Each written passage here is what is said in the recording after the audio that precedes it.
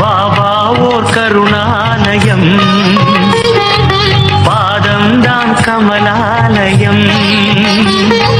பாபா ஓர் கருணாலயம், பாதம்தான் கமலாலயம். சாய் அப்பா உறவுகள் அனைவருக்கும் வணக்கம். சாய் அப்பா மேல நம்பிக்கை வைத்து அவரை நினைத்துக் கொண்டு இருக்கும் உங்கள் அனைவரின் வேண்டுதலையும் சாய் அப்பா நிறைவேற்றுவார். நல்லதையே நினைப்போம், நல்லதே நடக்கும் என்றும் சாய் அப்பாவின் அருள் உங்களுக்கு இருக்கும். நம் மனதிற்கு இதமான சாய் அப்பாவின் இன்றைய அருள்மொழியை கேட்போமா? அன்பு குழந்தையே, நலமாக இருக்கிறாயா அப்பா? என் நிலைமையை பற்றி தெரிந்து கொண்டே இந்த கேள்வியை கேட்கிறீர்களே என்று நினைக்காதே. இன்னும் எத்தனை நாள் கஷ்டங்களை அனுபவிப்பது என்று மனம் சோர்ந்து போய் உள்ள உனக்கு ஒரு நல்ல செய்தி சொல்கிறேன் கேள். இந்த செய்தியை கேட்கும் போதே உன் கஷ்டங்கள் பாதி குறைந்துவிடும். இனி நீ கவலைப்பட வேண்டிய அவசியம் இருக்காது. உன் கஷ்டங்கள் படிப்படியாக தீரும்.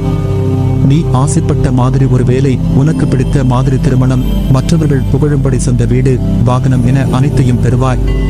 உன் குழந்தைகள் சிறப்பாக இருப்பார்கள். அவர்கள் உனக்கு பெரும் புகழையும் பெற்று தருவார்கள். அதனால் இனியும் கவலைப்படாதே.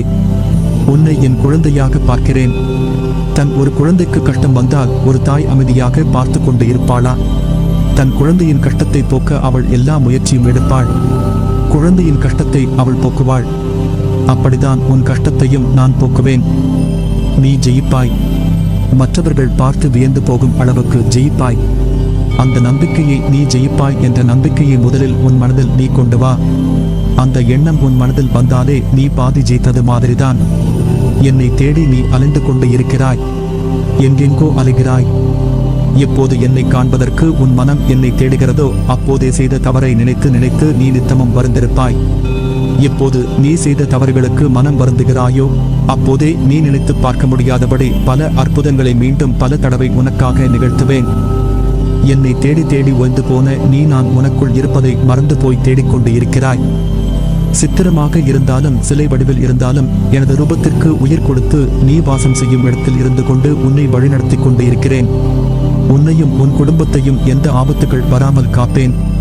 இது தெரியாமல் நீ என்னை தேடி அலைந்து கொண்டு இருக்கிறாய்.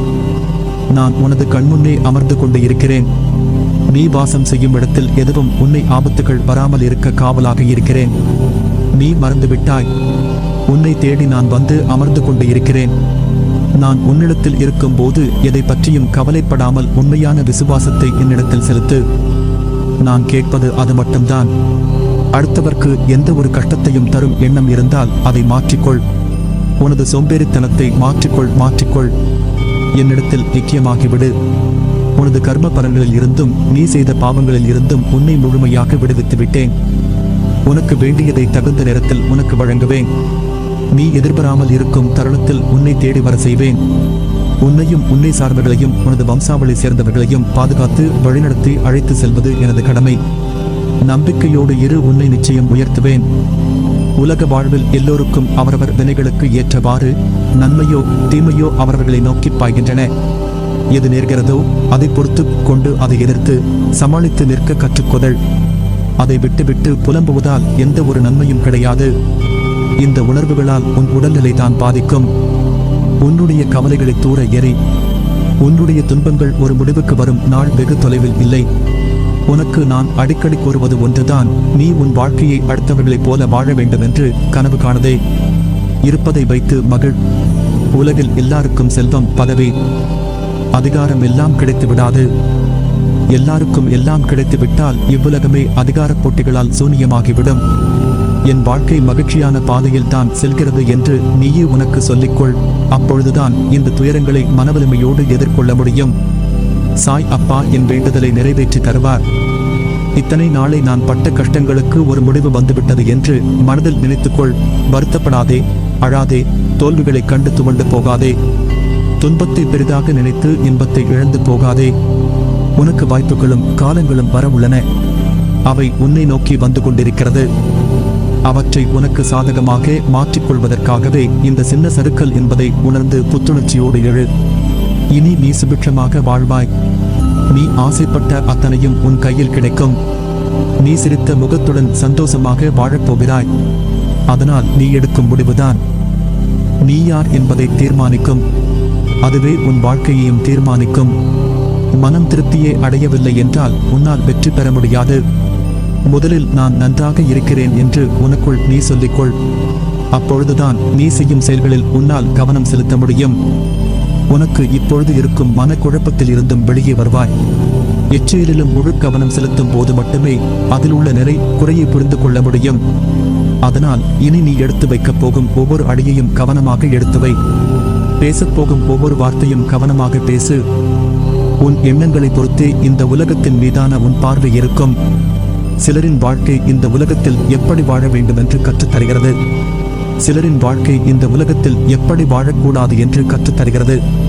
கோபங்களை குறைத்தும் சந்தோஷங்களை அதிகரித்தும் முகங்களை தொலைக்காமல் நிரந்தரமாக தக்க வைத்துக் கொள்ளுங்கள். வாழ்வதெல்லாம் வாழ்க்கையல்ல. அன்போடு பேசி பண்போடு பழகி நேர்மையுடன் நடந்து உண்மையுடன் உழைத்து வாழ்வதுதான் வாழ்க்கை. நம் உழைப்பில் இருக்கும் கஷ்டத்தை பார்க்காமல் நாம் வேலை செய்தால் போதும், வெற்றி கிட்டும், சந்தோஷம் தானாக வரும். அடுத்தவரை காயப்படுத்தும் முன் நீ அந்த கஷ்டத்தை அனுபவித்த போது ஏற்பட்ட மன காயங்களை நினைத்துப்பார். வாழ்க்கையில் ஆசைப்பட்ட எல்லாமே கிடைப்பதும் இல்லை. கிடைத்ததை வைத்து வாழ். கவலை கொள்ளாதே. இந்நிலை கூடிய விரைவில் மாறும். நீ உன் லட்சியங்களில் வெற்றி அடையும்படி செய்வேன். உனது எண்ணங்கள் அனைத்தும் தவறாக நடக்கிறதே, என்ன செய்வது என்று யோசிக்காதே. அனைத்தும் மாறும். அதை மாற்றத்தான் நானே உன் வீடு தேடி வந்துள்ளேன். என் துணை உனக்கு இருக்கும் போது என்ன கவலை? எதிலும் நிதானமாக யோசித்து செயல்படு. அவசரப்படதே. நிச்சயம் வெற்றி கிட்டும். உன் வாழ்க்கையில் நடக்கின்ற யாவும் உன் கர்மவினைகளின் படி நடப்பவையே. உன் கர்மபந்தத்திலிருந்து விரைந்து விடுபட உன்னால் முடிந்த அளவு பிறருக்கு நீ நன்மை செய். உன்னிடம் உதவிக்கு வருபவர்களை உதாசீனப்படுத்தாதே. உன்னால் முடிந்த உதவியை நீ அவர்களுக்கு செய். அத்தர்மமே இக்கட்டான சூழ்நிலையில் இருந்து உன்னை காக்கும். மற்றவர்கள் எல்லாம் நிம்மதியாக சந்தோஷத்துடனும் வாழ்வதாகவும் நீ மட்டுமே துயரங்களை எதிர்கொள்வதாகவும் புலம்புகிறாய். உண்மை அது அல்ல. அவரவர் வாழ்க்கையின் உள்ளே சென்று பார்த்தால்தான் என்னென்ன துயரங்களை அவர்கள் சுமக்கிறார்கள் என்று உனக்கு புரியும். பொறுமையையும் நம்பிக்கையையும் எந்த சூழ்நிலையிலும் கைவிடாதே. உன்னை விட்டு யார் விலகினாலும் கவலைப்படாதே. எல்லாம் நன்மைக்கே என்று எடுத்துக்கொள். கஷ்டத்தையும் பிரச்சனைகளையும் சந்திக்கும் போது நீ நிற்கதியாய் நிற்பதை போன்று உணர்கிறாயா? நடுவில் எந்த துணை இல்லாமல் நிற்கதியாய் நிற்கிறேன் என்ற எண்ணத்தை மறந்து ஒரு நிமிடம் கண்மூடி மனரீதியுடன் எதையும் யோசிக்காமல் சாந்தமாக மாறி அமைதியான சூழலை உனக்குள் கொண்டு வா. அந்த நிமிடம் நீ நிற்கின்றதே என் பிடியில்தான் உன்னை நான் என்ற உன் சாய்தேவா தாங்குகிறேன் என்பதை மனமாற உணர்வாய். எதற்கும் அஞ்சாதே. எதையும் துணிந்து எதிர்த்து நில். உனக்கான என் துணை என்றும் உண்டு. உன்னை நிச்சயம் நல்வழிப்படுத்துவேன். உனக்கான வழிகள் எல்லாம் வெற்றியாயிருக்கும்.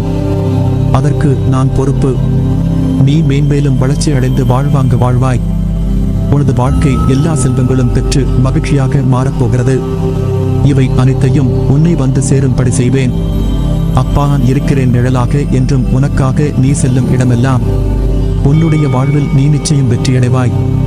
நல்லதே நடக்கும். நீ என் பரிபூரண அருளும் ஆசிர்வாதமும் அன்பும் பெற்ற என் பிள்ளை.